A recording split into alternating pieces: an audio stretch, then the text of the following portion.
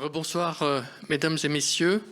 Je vais appeler Ali Abou Awad, please can you join me, et ainsi que Jean-Pierre Filiou pour nous rejoindre. Merci de venir.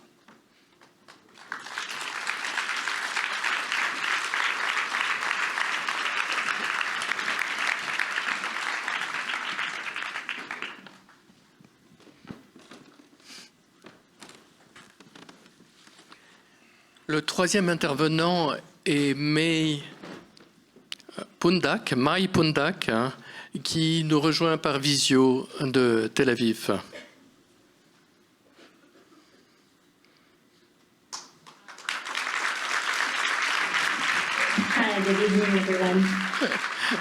Bonsoir à toutes et à tous.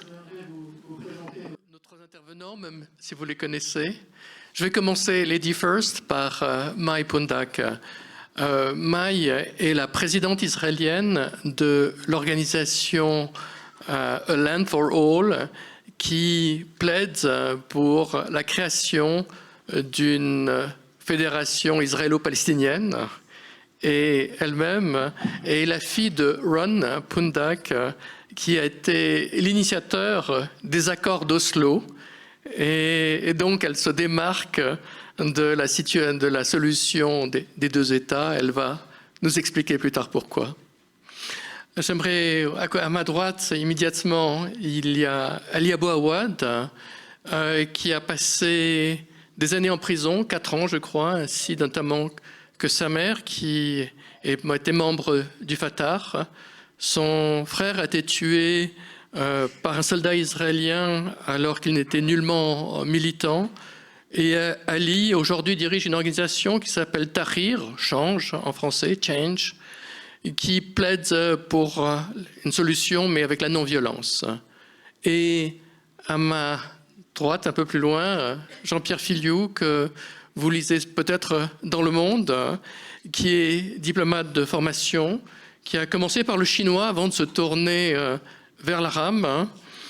Et effectivement, c'est sans doute plus facile que les 3000 caractères, et qui était en poste dans différents pays arabes, qui a écrit peut-être la seule histoire existante sur Gaza, qui a écrit notamment aussi une chanson sur Gaza, et qui est aujourd'hui détaché depuis un certain nombre d'années du Quai d'Orsay, et pour rejoindre la carrière académique. Je vous remercie tous les trois. Et évidemment, cette soirée se passe dans un contexte très particulier. Il ne s'agit pas pour nous ici de faire l'historique de ce qui s'est passé depuis le 7 octobre. Nous sommes tous conscients des crimes qui ont été commis et des crimes qui continuent à être commis. Je rappellerai juste les propos de la présidente de la Commission européenne aujourd'hui même, qui demandait un cessez-le-feu humanitaire immédiat pour empêcher la famine à Gaza, ainsi qu'un cessez-le-feu beaucoup plus, disons, une pause humanitaire et un cessez-le-feu durable. La question que j'aimerais vous poser à chacun des intervenants pour commencer, c'est de savoir comment résonne en vous le 7 octobre et ce qui s'est passé après jusqu'à aujourd'hui. En quoi vous, je pense en particulier à Mai et à Ali, comment finalement cela a changé votre perspective, cela a altéré ou pas? Est-ce qu'aujourd'hui, peut-on sortir, on en verra plus loin peut-être cette question de la situation dans laquelle on se trouve, mais d'abord une question éminemment plus personnelle, votre sentiment après l'effroyable situation dans laquelle nous sommes aujourd'hui.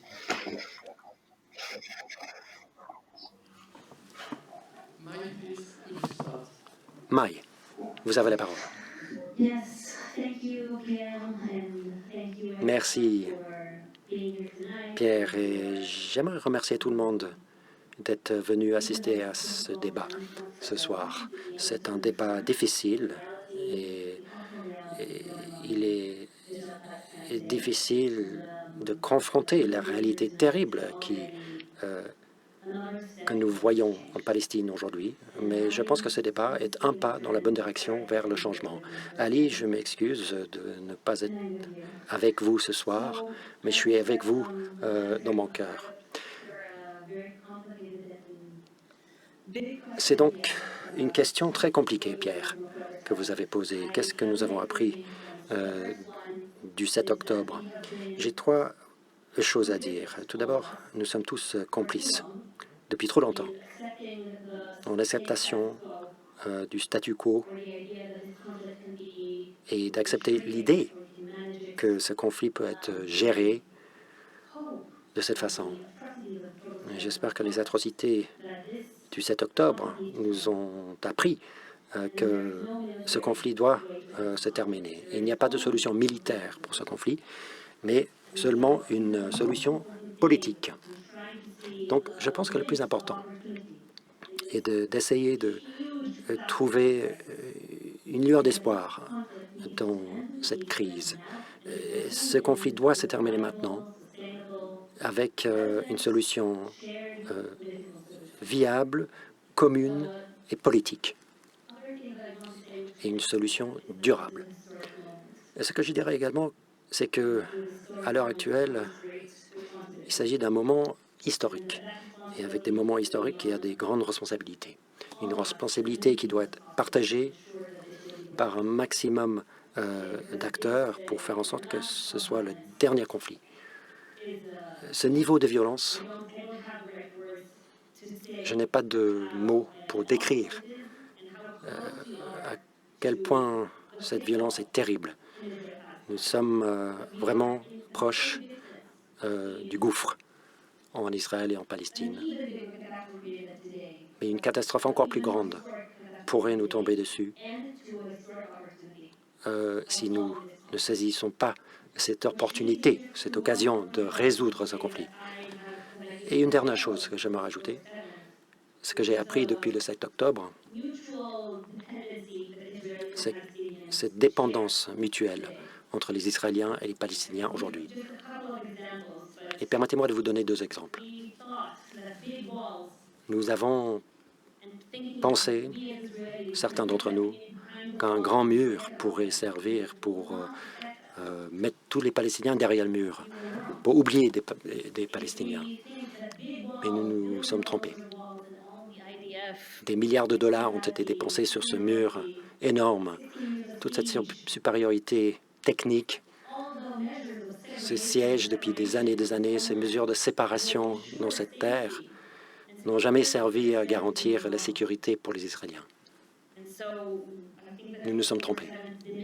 Et le 7 octobre nous a montré cela. Il nous a demandé de chercher une nouvelle analyse de la situation afin de chercher une solution pragmatique et durable pour l'avenir. Thank you, Mai. Merci, Mai. Ali, Mai a parlé d'une occasion historique, un moment historique. Quel est votre sentiment de cette situation? Quelle est votre analyse de la situation actuelle? Merci de nous avoir invités ce soir.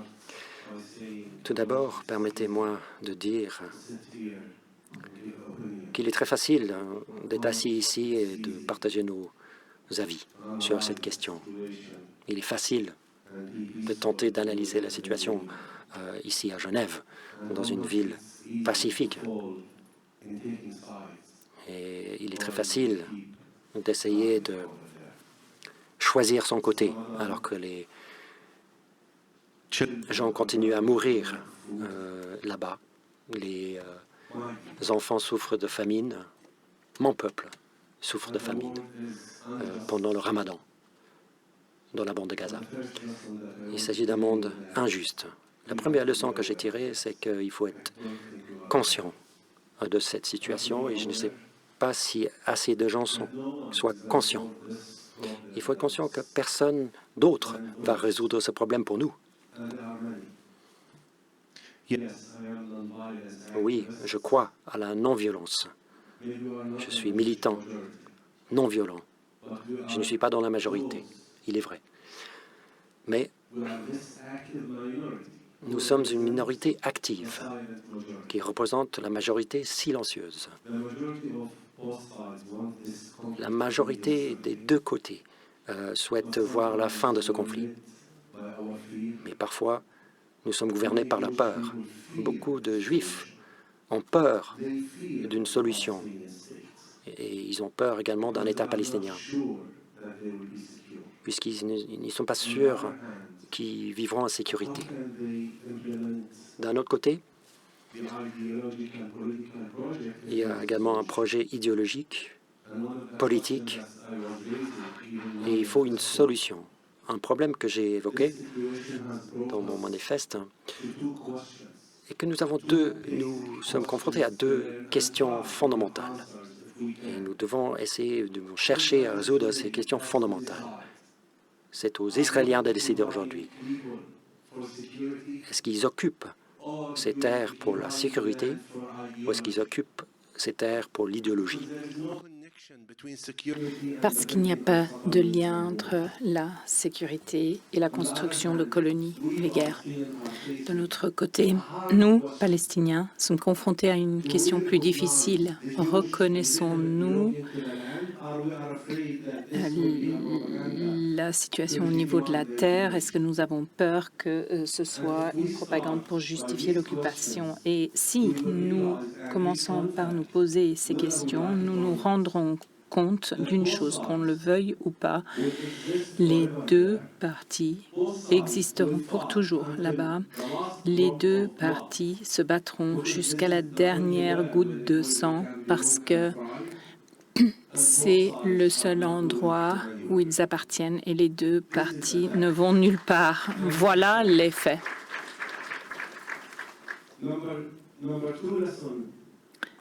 La deuxième leçon que j'ai apprise, c'est la nécessité d'être véridique, de dire la vérité. Et je constate l'énergie qu'il y a dans cette salle. Je voudrais que cette énergie se retrouve dans les rues, les Juifs et les Arabes ensemble, pour pousser ces voix politiques, ceux qui sont silencieux ou qui soutiennent un côté ou l'autre, pour créer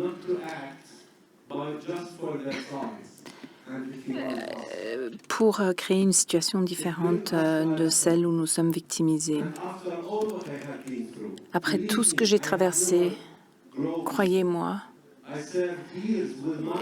il faut absolument vivre en paix. J'ai vécu pendant des années avec ma mère en prison. J'ai perdu mon frère. J'ai des problèmes aux genoux. Je peux pratiquement pas monter les escaliers à cause de ce qu'on m'a fait. Tout cela est dû à au mépris. Et sachez que je ne veux pas enterrer ma cause juste en tant que Palestinien et mes droits. La peur des Juifs a été investie délibérément par quelqu'un comme Netanyahu pour soutirer nos droits. Ça, c'est ce que j'ai appris. Et la dernière chose que j'ai apprise, c'est qu'il est difficile d'être un être humain dans la jungle. Nous vivons dans une jungle. Je ne suis pas née pour être victime du peuple juif ou du mouvement zioniste. Et je ne serai pas libre grâce à des corps ou des cimetières de juifs. Nous pourrons survivre si nous sommes en mesure de prendre des décisions douloureuses pour l'avenir. Voilà ma réalité, voilà mon travail. Et voilà le courage, et c'est le troisième enseignement qui m'a amené ici alors que je suis loin de mon peuple, alors qu'ils ont besoin de mon activisme, mon militantisme là-bas, parce que je veux trouver une solution. Nous ne voulons pas créer un fossé de plus en plus large, de plus en plus profond, parce que chaque parti est en mesure de se justifier. Je ne suis pas là pour ça. Je ne suis pas là pour une autre compétition de souffrance entre Juifs et Palestiniens. Je suis là pour la vérité et la stratégie qui consiste à agir sans violence. Eh bien, il faut savoir de quelle non-violence je parle. Un mouvement paisible qui créera la situation politique et l'environnement où une solution sera possible. Voilà pourquoi je suis là. Et voilà ce pourquoi je suis prêt à mourir. Je suis prêt à me sacrifier pour aider ceux qui n'ont rien. Ce n'est pas la réalité que nous voulons. Je ne veux participer à aucune dispute à propos de mes droits. Je veux des partenaires, je ne veux pas d'ennemis. Je ne suis pas là pour me disputer. Et cette toute dernière guerre m'a appris autre chose. Si vous faites partie de la solution de façon stratégique et efficace, ou alors laissez-nous. Des gens mourront, des milliers mourront. Nous ne serons que des chiffres, mais il n'y aura pas de solution. Ce n'est pas ce que je veux. Et je vous lance un appel. Agissez. N'ayez pas peur de la vérité. N'ayez pas peur de vous voir. N'ayez pas peur de tordre le bras à vos gouvernements, ce gouvernement, les autres gouvernements. Biden n'est pas le meilleur ange pour la paix. Il faut agir pour mon peuple et tous les gens de cette terre. C'est la raison pour laquelle je suis là et c'est donc l'enseignement que j'en ai tiré.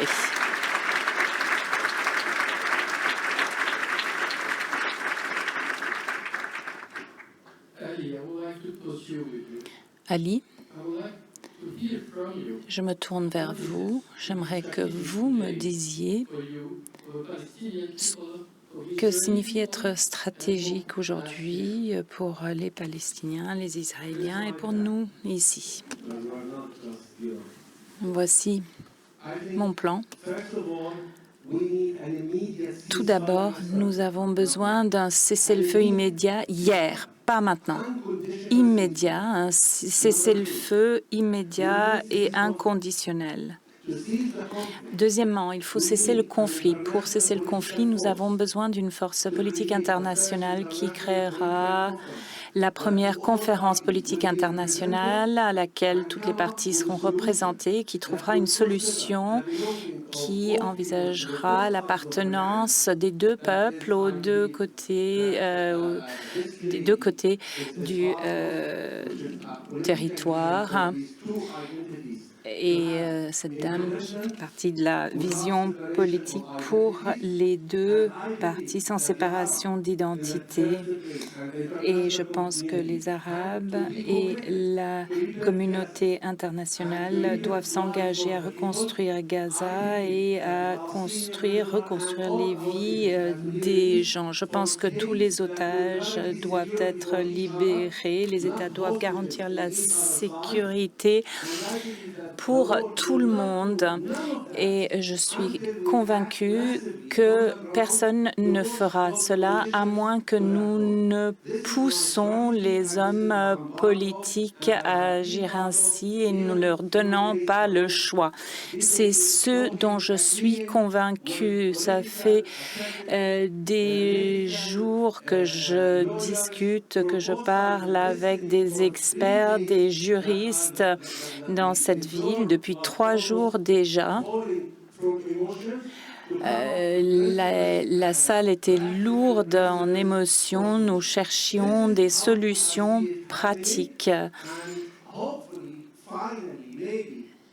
Voilà ce que j'ai en tête.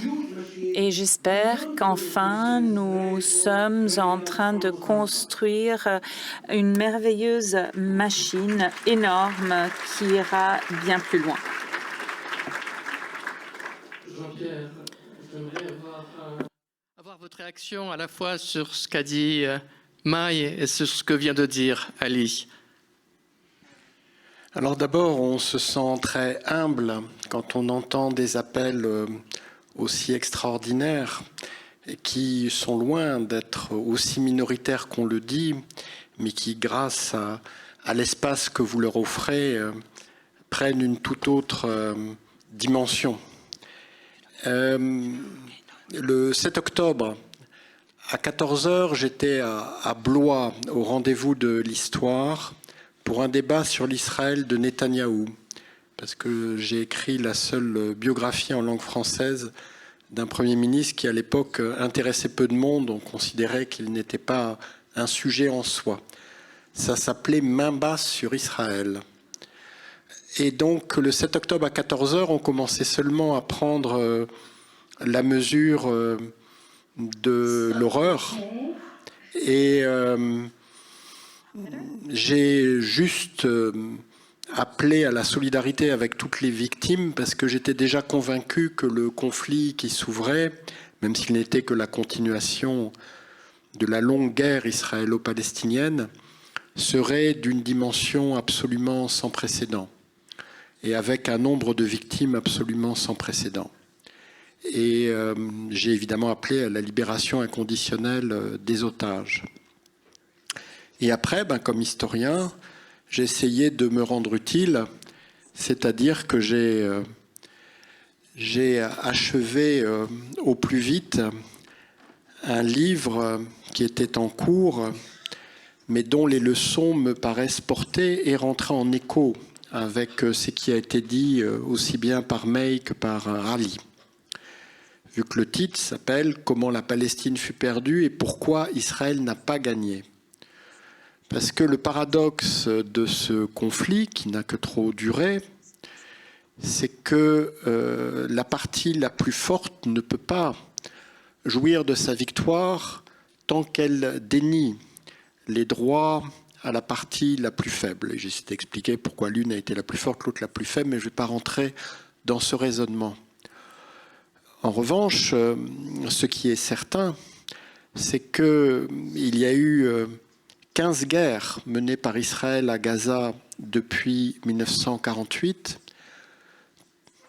Gaza, d'ailleurs la bande de Gaza, est le produit de la guerre. C'était une oasis, un carrefour, qui maintenant est une enclave assiégée depuis 16 ans. Je rappelle que le blocus est un acte de guerre. Donc cet acte de guerre, nous l'avons tous toléré pendant 16 ans, jusqu'au 7 octobre 2023.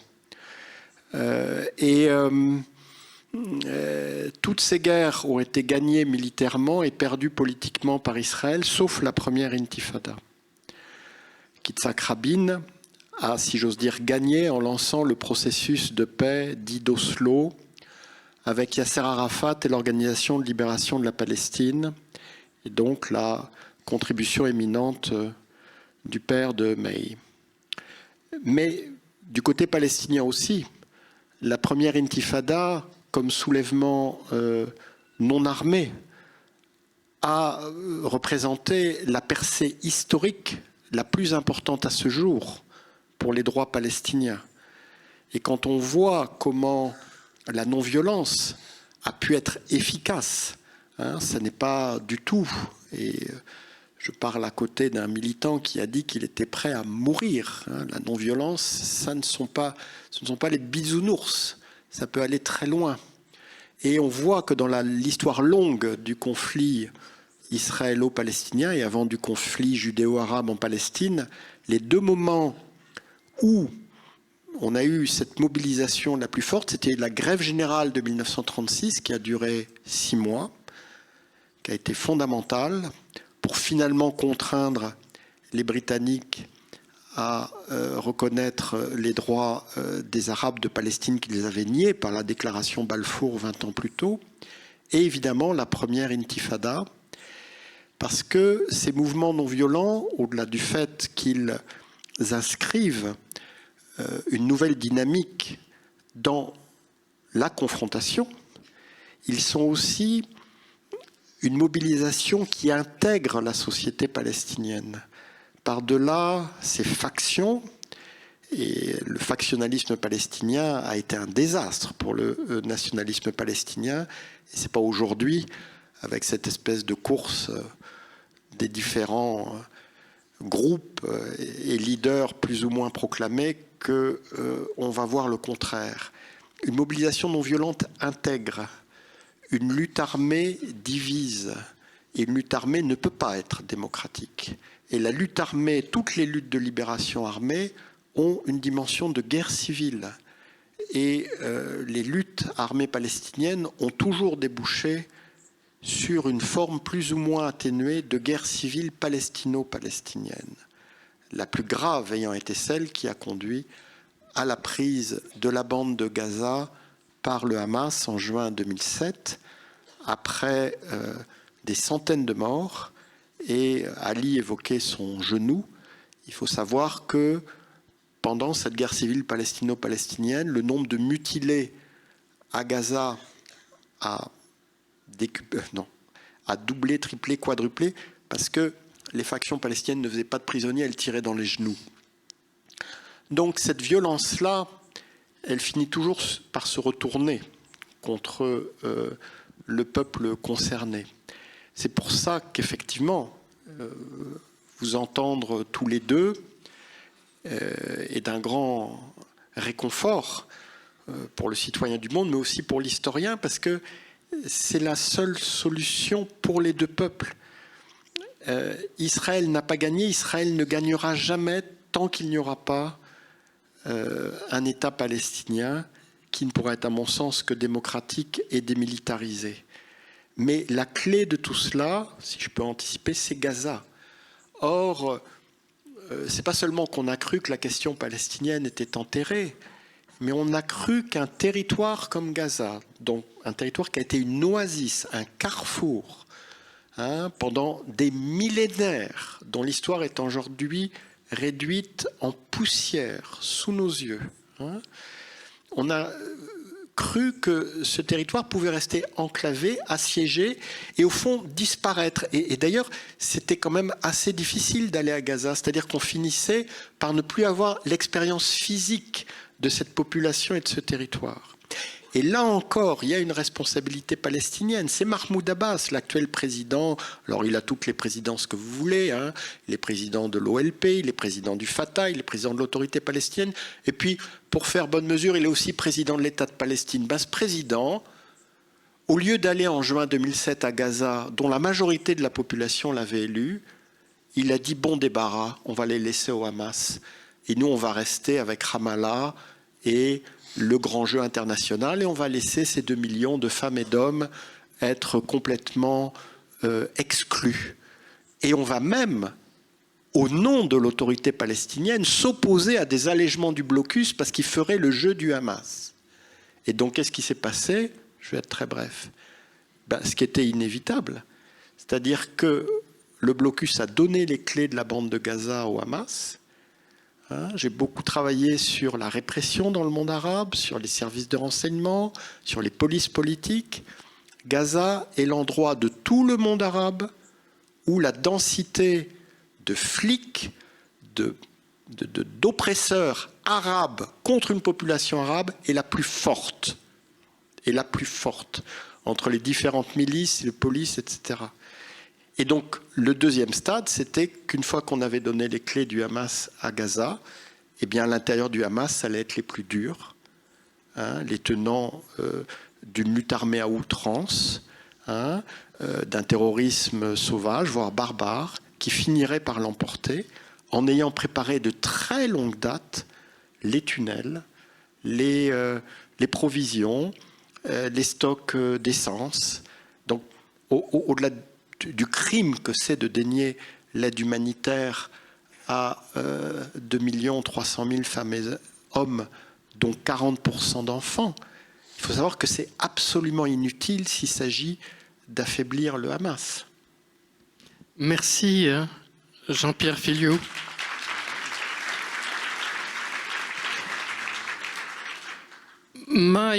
Jean-Pierre disait à l'instant que Gaza est la clé.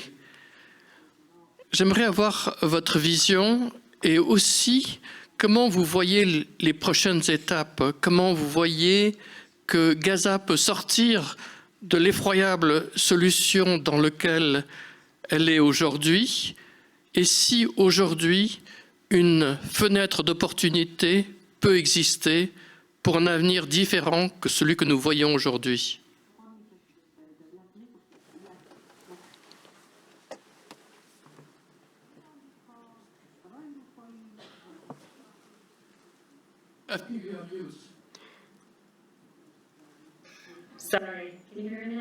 Vous m'entendez maintenant? Oui. Alors, je soutiens entièrement ce que vient de dire Ali. Il faut une fin de ce conflit. Il fallait que le conflit se termine hier. C'est une catastrophe. Israël a été accusé de génocide à La Haye. Il y a une crise humanitaire qui ne fournit aucune sécurité au peuple israélien.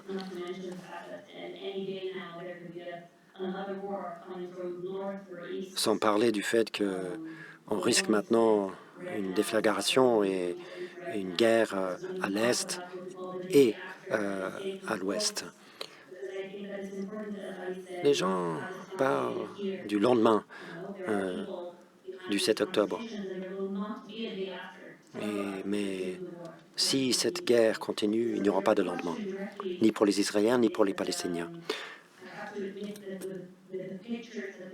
J'avoue qu'avec les images que nous voyons aujourd'hui issues de Gaza, il est très difficile d'envisager un avenir quelconque pour ce territoire. Mais comme l'a dit Ali, nous n'avons pas le choix. Il faut vivre ou mourir ensemble. Ceux qui souhaitent vivre, nous ferons tout dans notre pouvoir pour faire en sorte que ce soit le dernier conflit. Il est vrai que Gaza est la clé pour de nombreuses raisons. Tout d'abord, nous voyons que là où il y a le plus de ségrégation, les plus grands murs, toutes les mesures qui essaient de séparer ces peuples ont créé davantage de violence. 2 millions de Palestiniens qui vivent en Israël. Imaginez leurs familles, leurs amis, qui voient les Gazaouis qui nous tuent aujourd'hui. Nous avons des citoyens israéliens qui sont palestiniens, des enseignants, des médecins, des professeurs. Qu'est-ce que cela nous enseigne? C'est que Gaza est la clé de comprendre ce qui ne fonctionne pas et ce qui pourrait nous créer un avenir plus durable. Je vous donne un exemple. Il y a une organisation très importante qui s'appelle EcoPeace, qui a étudié l'impact du changement climatique, qui est également un autre facteur important dans cette conversation, qui a montré que les eaux usées de Gaza s'échappent dans la Méditerranée et 2 jours plus tard arrivent sur la plage de Tel Aviv. Donc tous les citoyens israéliens de Tel Aviv qui profitent de la plage, qui ignorent complètement l'occupation militaire, souffrent des conséquences. Ils vont à la plage et la plage, parfois, elle est fermée. à cause de ces eaux usées. Vous ne pouvez pas séparer Gaza de Yafo ou de Tel Aviv, puisque nous parlons d'un seul territoire, d'une seule terre. Et je vous donnerai un dernier exemple, ce qui est très important pour Gaza. Il y a quelques semaines, le premier soldat israélien est mort d'une bactérie issue de la crise humanitaire à Gaza. Nous l'avons vu pendant la pandémie de COVID-19. Cette crise ne termine pas à la frontière. Gaza a toujours été un lieu de transition. Gaza est un exemple type de comment Israël n'a pas pu s'intégrer dans le Moyen-Orient, dans la région. Gaza est la clé pour cette intégration. Comment envisager la normalisation, la prospérité pour cette région, les relations avec l'Arabie saoudite, avec les autres acteurs de la région, pour Israël, avec cette ségrégation entre les Israéliens et les Palestiniens, et cette séparation entre Gaza et la Cisjordanie. Il y a une ségrégation au sein de l'État palestinien. Les Gazaouis ne peuvent pas se rendre sur l'esplanade des mosquées pour prier pendant le ramadan. Oui, c'est la clé. Gaza peut nous faire sortir de cette zone de confort, de ce que nous connaissons, des cauchemars que nous voyons aujourd'hui. Il faut prendre le temps d'articuler une vision politique, un sens commun, afin d'apprendre des erreurs du passé, afin d'apprendre ce qui n'a pas fonctionné et d'apprendre des conflits qui ont été résolus. L'Union européenne, par exemple, qui a réussi à s'intégrer et à surmonter les conflits du passé. Donc, il faut créer une nouvelle vision. Et juste pour préciser, oui, je soutiens une solution à deux États, mais une solution très différente, avec deux États et une terre. Une solution à deux États, puisque le droit à l'autodétermination doit être possible pour les Palestiniens également. Nous avons vécu dans un État souverain depuis 75 ans. Il faut donc envisager une solution à deux États sans ce principe de séparation. Il faut une certaine intégration, il faut une collaboration étroite entre les deux peuples, un attachement à cette terre. Il faut donc aborder toutes ces questions qui nous empêchent de jouir d'une prospérité commune. Vous demandez une certaine imagination radicale, mais en même temps, les deux sociétés sont traumatisées. Il y a très peu d'empathie, de compréhension pour l'autre côté, l'autre partie. Qu'est-ce que vous pouvez faire pour surmonter ce défi? Je dirais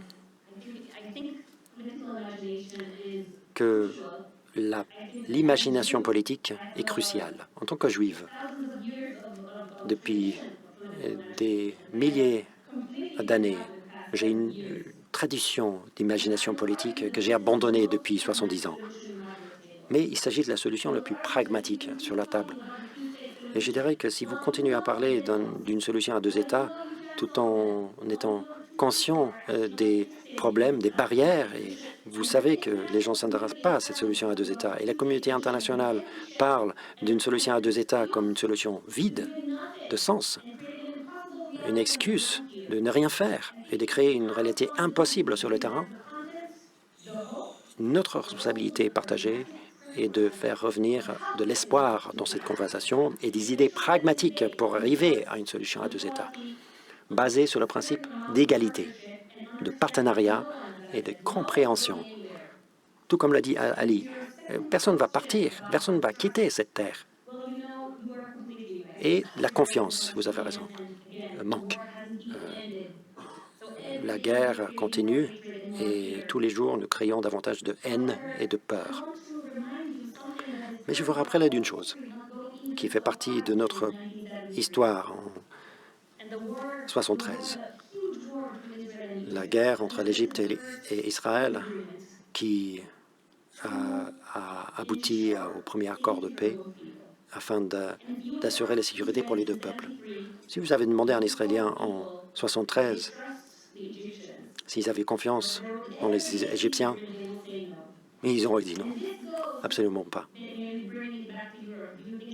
Et en même temps, il y a eu un accord de paix. Après la Deuxième Guerre mondiale, si vous avez demandé à un Français ou un Allemand s'ils pourraient vivre avec une frontière ouverte entre les deux pays, non, ils n'ont pas pu l'imaginer. Donc, je vous encourage à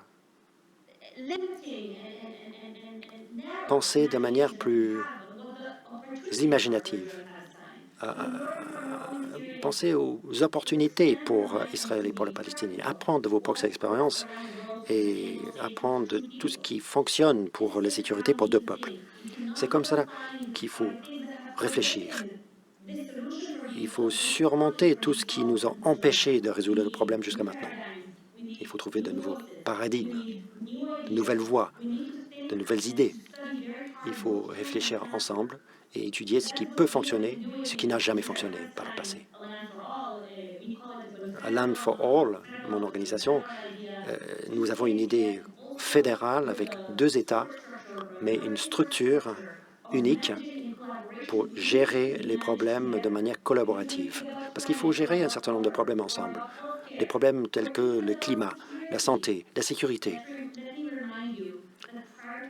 Permettez-moi de vous rappeler qu'avant le 7 octobre, j'ai joué d'une sécurité en Israël, mais pas grâce au mur de séparation, grâce à une étroite collaboration entre Israël et l'autorité palestinienne. C'est ce qui m'a permis de jouir de cette sécurité en Israël. Donc si vous me dites maintenant qu'un mur plus grand ou davantage de séparation m'assurera la sécurité et la sécurité de mes enfants en Israël, je dirais absolument pas. Je ne le crois pas. Je demanderai une vision nouvelle qui apprend de la réalité sur le terrain. Nous sommes deux peuples sur une seule terre. Nous aimons cette terre. Nous avons un sentiment d'attachement à cette terre. Les deux peuples. Il faut prendre en compte ce sens d'attachement dans cette éventuelle solution. Il faut créer une vision qui crée de l'espoir et qui rassemble ces deux peuples, qui nous permettent de croire à une paix durable, à une réconciliation durable.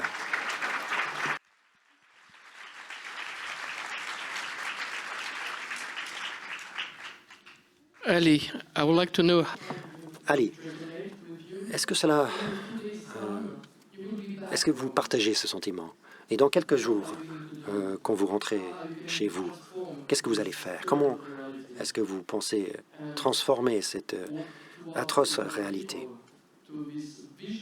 afin d'amener ces deux peuples vers une solution différente? Ce que je ferai, c'est ce que j'ai fait depuis 22 ans. Il faut changer, pas nos croyances, mais nos stratégies et notre activisme. C'est pour cela que je suis venu ici, pour une conférence. Je sens une énergie dans les systèmes de sécurité. Maintenant, sur les deux côtés, je sens une énergie d'essayer de trouver une solution pragmatique. La solution à deux États est le fantasme de tous les diplomates, tous les politiciens qui parlent de la paix. Mais c'est un fantasme. Cela ne marchera pas. Même pour les Palestiniens, une solution à deux États n'est plus possible. Personnellement, vous verrez davantage de bénéfices et de vérité si vous cherchez à nous comprendre, si vous cherchez à comprendre les réfugiés, les Palestiniens qui vivent à l'étranger et même les colons. Deuxièmement, nous parlons de la guérison Mais ce n'est pas l'autre qui va nous guérir. Il faut se guérir soi-même. Ce qui m'a amené à la non-violence, c'est que quand j'avais 15 ans, on m'a formé dans l'utilisation des Kalachnikov. Il n'y avait pas d'alternative. L'alternative, c'était de permettre à Israël à continuer à faire ce qu'elle voulait. Mais ce n'est pas la non-violence dont je parle. En tant que Palestinien, lorsque vous avez décrit la guerre civile entre Fatah et le Hamas, je ne suis pas sûr d'être d'accord. Ce n'est pas tout à fait une guerre civile. Pour une guerre civile, il faut un État. Et il n'y a pas d'État dans la bande de Gaza. Une partie de ce conflit fait partie de la confusion entre deux identités dont nous vivons tous les jours en tant que Palestiniens. Et si vous ne comprenez pas cela, vous ne comprendrez jamais notre espoir. Vous ne comprendrez jamais d'où vient cette violence, l'échec de l'initiative d'Oslo. Nous luttons entre l'identité de faire partie d'une révolution contre la puissance occupante et l'identité d'être citoyen après l'initiative d'Oslo sans un État. Le monde nous demande d'être citoyen, d'avoir des élections démocratiques, de suivre Mahmoud Abbas en tant que président de l'autorité palestinienne. Et en même temps, l'occupation continue. Nous n'avons pas d'État. Donc nous avons cette confusion. Est-ce qu'il faut suivre ce président ou est-ce qu'il faut continuer la lutte? Tahrir est une tentative de répondre à cette question, de dire qu'il faut résister à l'injustice. Nous sommes allés au-delà de ce problème aujourd'hui. Nous ne disons plus que nous souhaitons résister à l'occupation, mais que nous souhaitons mettre fin à l'occupation. La résistance n'est pas un objectif, c'est un outil. Et nous allons plus loin que la résistance, qui est de créer un sentiment de responsabilité pour tout. Il est facile de mettre toute responsabilité sur Israël, mais il est plus difficile de prendre sa responsabilité. Et cela m'amène à la guérison. Chacun doit essayer de se confronter dans la glace, de chercher ses propres responsabilités. Et personne ne parle de cela. Tout le monde cherche à rejeter la faute sur l'autre. Il est plus difficile de prendre ses responsabilités. Nous sommes tous égaux en tant qu'êtres humains, mais pas dans la réalité. Les deux côtés, les deux partis souffrent des dirigeants corrompus. Et d'un côté, des dirigeants qui cherchent à stimuler la haine et d'autres qui essayent de mettre en œuvre un projet qui ne sera jamais mis en œuvre, puisque cela sera aux dépens de ma dignité. Mais je ne résisterai pas tout seul. Je résisterai avec tous les autres qui croient comme moi que la meilleure forme de guérir de mes blessures est des dirigeants israéliens responsables qui travailleront afin de protéger mes droits. Cela existerait. Moi aussi, je protégerai les droits des Israéliens et les sécurités israéliennes, mais pas aux dépens de mon peuple. Je veux devenir citoyen d'un État qui qui défend ses voisins, qui respecte ses voisins. Je ne veux pas être dans une lutte contre Israël ou rester un bon enfant sous l'occupation. C'est de ça qu'il s'agit, de cette non-violence qui a fonctionné pour beaucoup de Palestiniens qui travaillent maintenant sur le terrain de manière non violente. Et si le monde nous demande de vous envoyer des photos sur des camps d'été avec des Palestiniens et des enfants israéliens qui s'embrassent et qui jouent ensemble, alors qu'Israël continue à jouer dans un État, alors que les Palestiniens vivent dans des camps de réfugiés sans eau, sans eau potable, non, ce n'est pas la paix que je recherche. Il faut donc mettre fin à ces rêves et démontrer une vision politique, une stratégie politique avec le soutien de la communauté internationale. Un dirigeant qui cherche la haine l'antisémitisme, l'islamophobie n'est aucun ami de notre cause. Tout le monde doit prendre ses responsabilités pour ne pas blesser, pour ne pas nuire aux autres. Je n'ai pas peur de dire que mon humanité palestinienne est plus forte que les tanks israéliens et les armes de Hamas.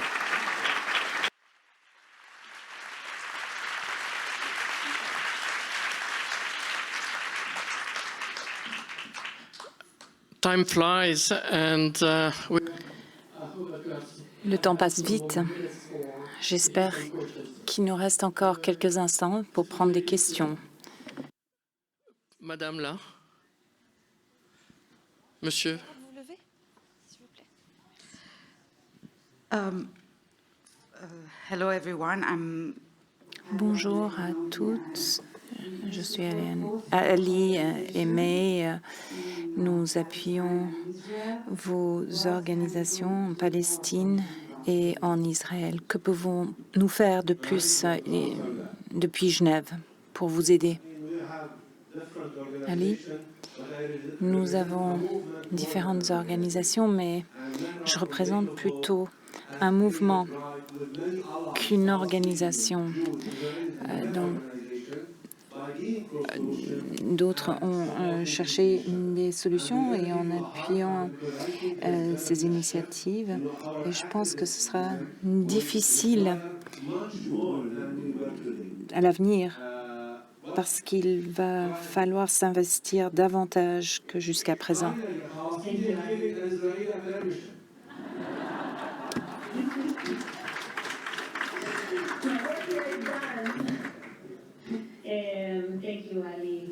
Merci Ali. Vous savez, ça fait un moment qu'on se retrouve, mais c'est toujours un honneur pour moi que d'échanger avec toi, de t'écouter.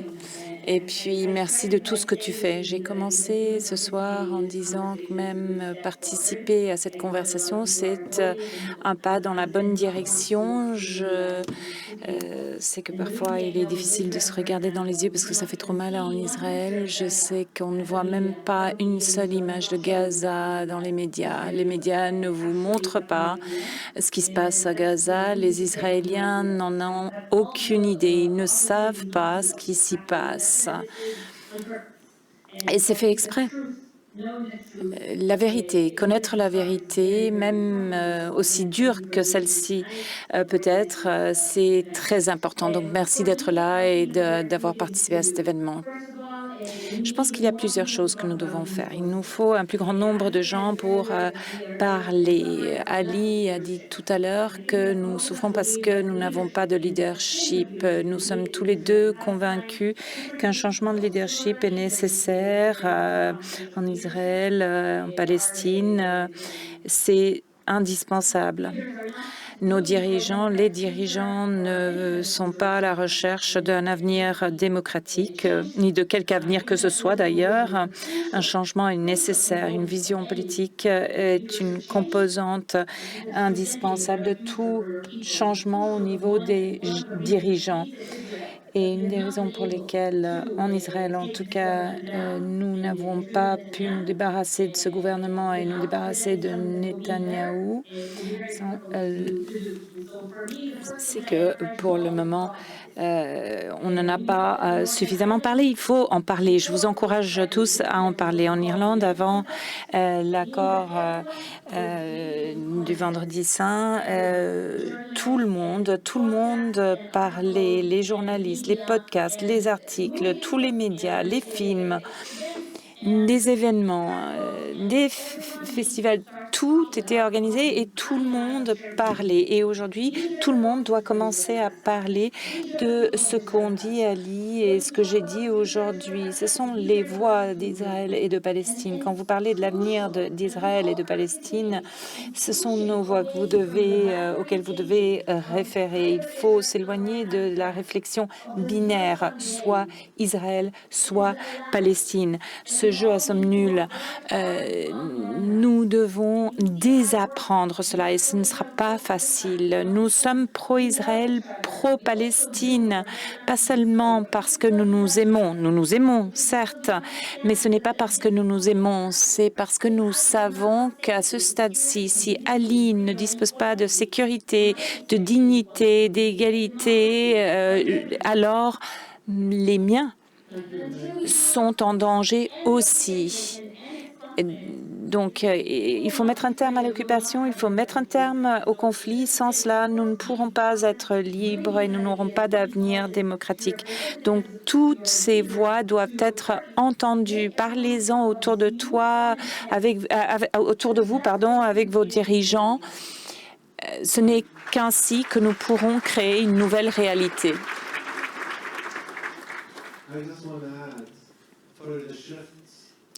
Je tenais à ajouter que pour ce changement qui nous est nécessaire,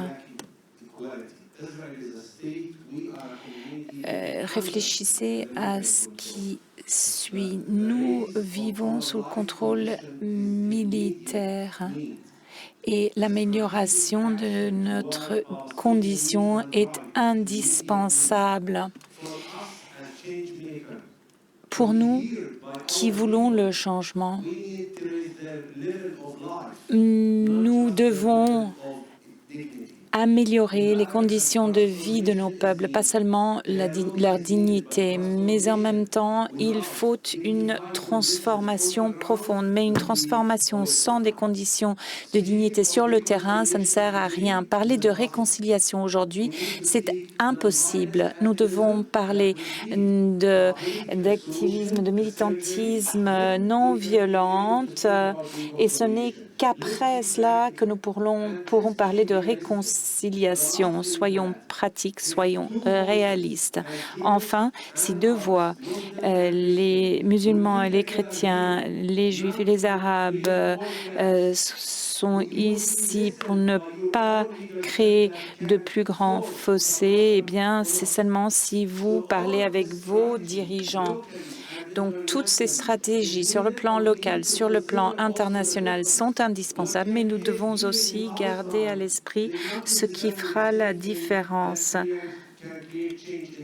Ce qui créera le changement en Palestine, ce n'est pas la même chose que ce qui créera un changement à Tel Aviv. Nous devons comprendre et saisir les différences qui existent d'une part et de l'autre. Voilà ce dont nous avons besoin. Et nous avons besoin que vous agissiez. Nous devons appuyer tous ceux qui nous appuient. Days of Hope, une initiative à Genève, c'est ici, c'est chez vous. Vous pouvez beaucoup apprendre et beaucoup investir aussi. Je vais demander si on peut étendre un peu le temps parce que le temps passe trop vite. Donc je vais prendre 3 questions, s'il vous plaît, soyez brefs dans les questions. Oui, je suis... May a parlé d'une solution à 2 États, mais elle a introduit un bémol. Elle a dit une solution à 2 États sans séparation. Et pour moi, c'est une utopie qui rejoint les partisans d'un seul État, la solution à un seul État. C'est une utopie parce qu'on sait que ça n'a jamais marché. L'histoire nous apprend à l'instar... Une question. Non, tu me laisses finir, ouais. L'histoire nous apprend à l'instar de Rwanda, de la Bosnie, que la cohabitation entre 2 communautés aux cultures différentes est impossible. C'est le règne de la haine et ça finit toujours par un bain de sang. La priorité politique est l'instauration d'un État de Palestine indépendant. C'est ainsi que le peuple palestinien retrouvera sa dignité. Seule sa reconnaissance imposée par les nations du monde au niveau international un État indépendant palestinien aux côtés d'Israël pourra apporter la paix. Voilà, j'aimerais des questions, s'il vous plaît. Alors 2 autres, s'il vous plaît. Ici et là, mesdames. Et je demande encore, combien de temps je peux déborder, puisqu'on est assez proche de la fin. OK.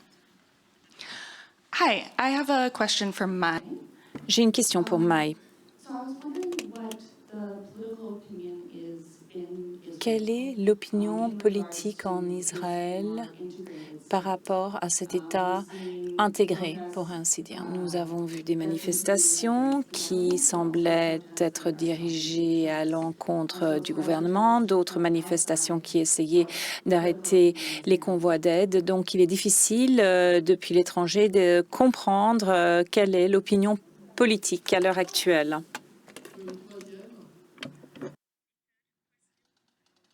J'arrive pas à voir, je dois dire. Voilà, madame. Sorry, it might sound a repetition.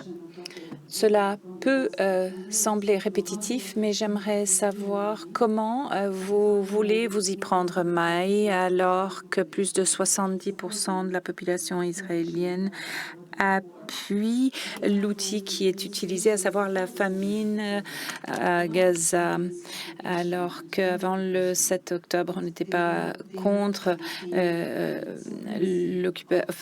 l'occupation. On voulait maintenir le style de vie libéral des Juifs. Mais je crois qu'il y a 3 questions pour vous, mais j'en ai une autre pour Jean-Pierre. On n'a pas du tout parlé, en fait. On n'a pas eu le temps de parler de ce qu'on appelle la communauté internationale. Alors j'aurais juste une question sur l'Europe. L'Union européenne, quel rôle doit-elle jouer, selon vous? Essayons d'apprendre un peu des erreurs du passé. En 2005, James Wolfenson, qui nous représentait tous, vu que le quartet pour le Moyen-Orient, c'était l'Union européenne, c'était les États-Unis, c'était les Nations unies et c'était la Russie, propose un plan de développement de 3 milliards de dollars pour Gaza. Il le propose au G7. Il met même un peu de son argent personnel dans un projet de réhabilitation des serres des colonies. Mais Sharon ne veut rien de tout ça. Il veut boucler Gaza. Et le retrait, non seulement ne sera pas négocié, mais ce sera la terre brûlée. Tout ce qui se passe depuis est la conséquence de cette décision-là, qui à l'époque avait été jugée stratégiquement géniale par l'establishment politico-militaire israélien. Et on voit bien que, comme May l'a dit, ce qui s'est effondré aussi le 7 octobre, c'est tout simplement l'idée qu'Israël peut ne dépendre que d'Israël pour sa sécurité. Hein? Soit il y a un partenaire palestinien, soit il n'y en a pas. L'Europe a gravement manqué sur cette scène. L'Europe s'est contentée de compenser les effets destructeurs, dévastateurs du blocus au nom d'une soi-disant aide humanitaire. Ça n'est pas une aide humanitaire, c'est une aide qui permet aux gens de ne pas sombrer. Et on voit qu'aujourd'hui, c'est le même raisonnement qui est tenu et qui, ô surprise, n'arrive même pas à empêcher la famine galopante à Gaza, sans compter les épidémies et les privations de toutes sortes qui, évidemment, vont emporter une partie des plus vulnérables, c'est-à-dire les enfants. La proposition d'un corridor entre Chypre et Gaza est une proposition ancienne. Il se trouve que je l'ai défendue longtemps. Et là, soudain, on considère que pour amener par la mer l'aide qu'on ne peut pas, parce qu'Israël ne veut pas amener par la terre, soudain, tout le monde s'éveille, les carnets de chèques s'ouvrent, les bonnes volontés fleurissent. Et voilà ce qu'il faut faire, mais 1000 fois plus. Et c'est l'Europe qui doit le faire, parce qu'il n'y a que l'Europe qui peut le faire. Les États-Unis sont complètement disqualifiés en matière de processus de paix. Et l'Europe peut apporter aux deux peuples ce dont ils ont le besoin le plus urgent, le plus vital possible, c'est-à-dire les normes, le droit, la prévisibilité, la rationalité. On n'a plus besoin de bombes au Moyen-Orient. On n'a même pas vraiment besoin d'avions qui larguent de l'aide humanitaire. On a besoin de ça et c'est l'Europe qui doit l'apporter et le plus tôt serait le mieux. Merci. Mai, vous avez compris les questions qui vous ont adressées. La première porte essentiellement sur votre vision que notre interlocuteur, Léo Kahneman, trouvait peu pertinente, ou voire impossible, utomiste. Les autres questions traitaient plus particulièrement de l'opinion publique israélienne aujourd'hui et sa capacité de transformation et d'évolution face à la situation présente.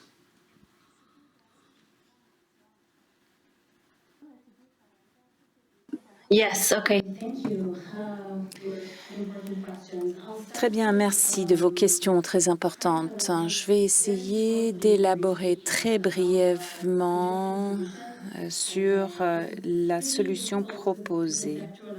Il est difficile de la conceptualiser, notamment parce que on nous parle depuis longtemps de cette solution à 2 États.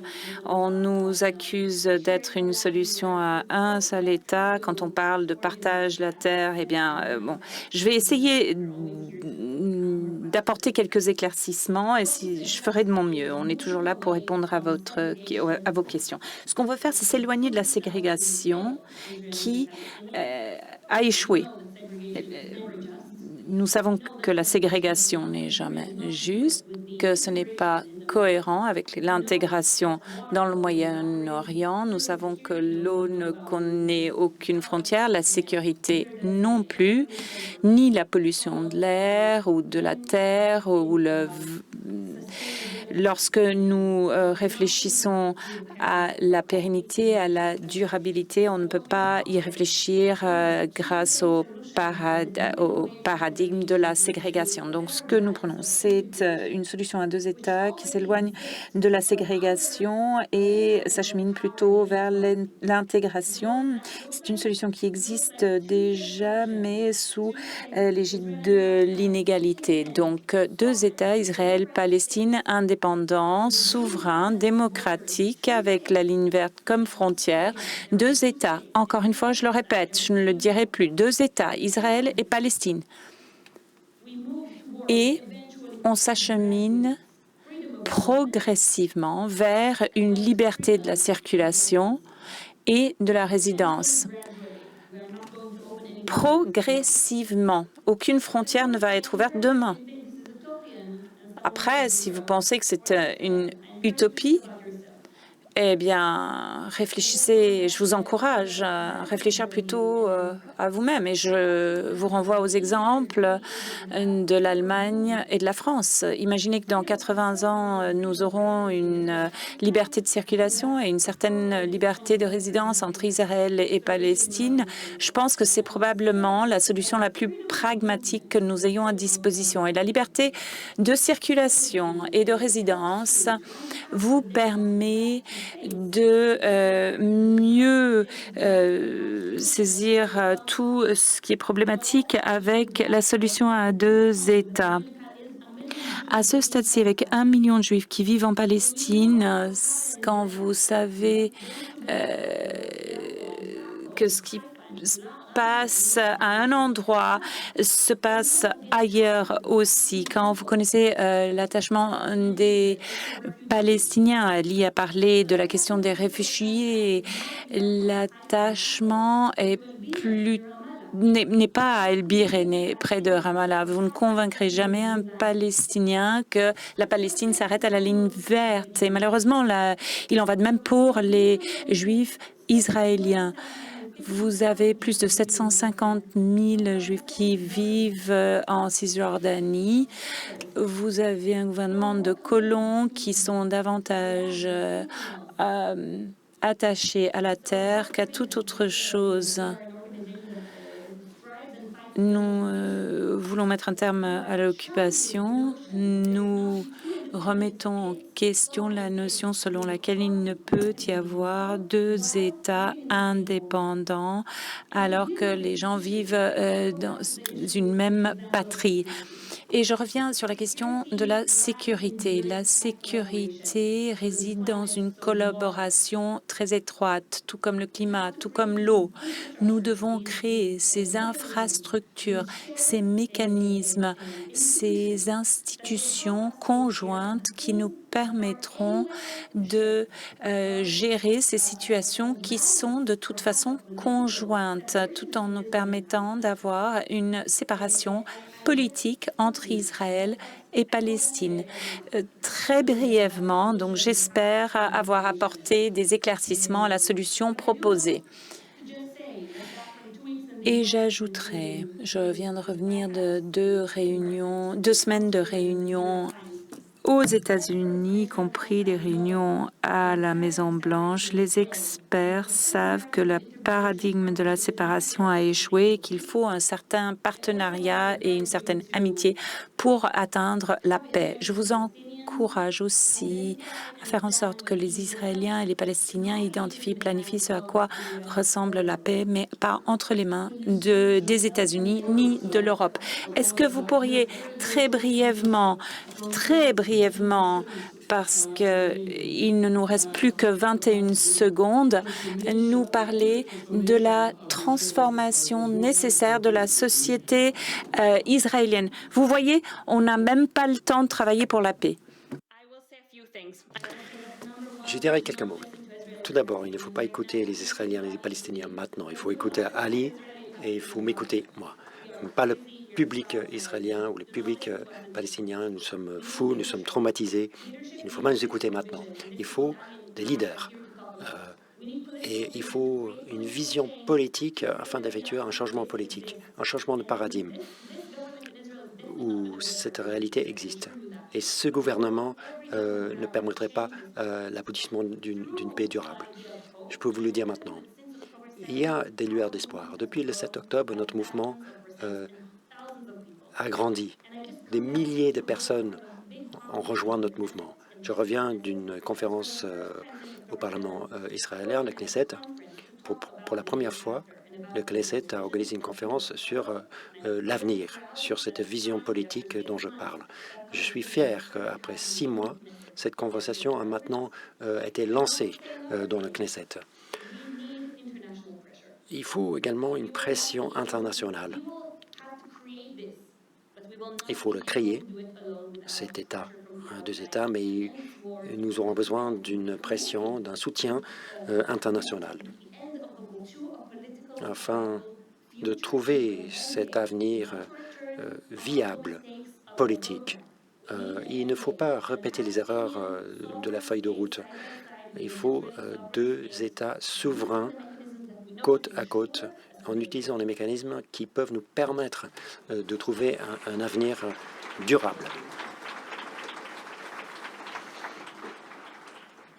J'aimerais arriver à la fin du débat et j'aimerais saluer le courage, la détermination de Maï et de Ali et de leur souhaiter vraiment tout le courage et toute notre solidarité. Et effectivement, qu'un cessez-le-feu intervienne très rapidement. J'aimerais naturellement aussi remercier Jean-Pierre Filliot pour sa très fine connaissance de ce Proche-Orient que nous aimons tant.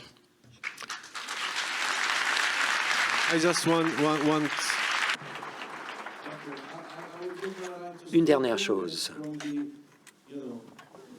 Je me permets de vous voler encore 2 minutes afin de chercher la paix pour répondre à la dame. En tant que Palestinien, je suis militant, activiste et je ne prends pas de leçons du public israélien ou de Bibi Netanyahou. Je n'attends pas à une justice fournie par les Israéliens. Personnellement, je continue à lutter. Et c'est aux Palestiniens de concevoir leur militantisme basé sur nos croyances, avec nos armes qui sont l'humanité et l'action stratégique et politique, avec nos alliés, avec nos partenaires. Je suis convaincu que cette majorité de droite sera discréditée, jusqu'au point où Maï et d'autres auront une plateforme pour dire à leur société qu'ils ont des partenaires qui ont été écrasés par ces gouvernements. Les partenaires, on ne peut pas les trouver dans la jungle. Il faut les créer, les partenariats. Merci.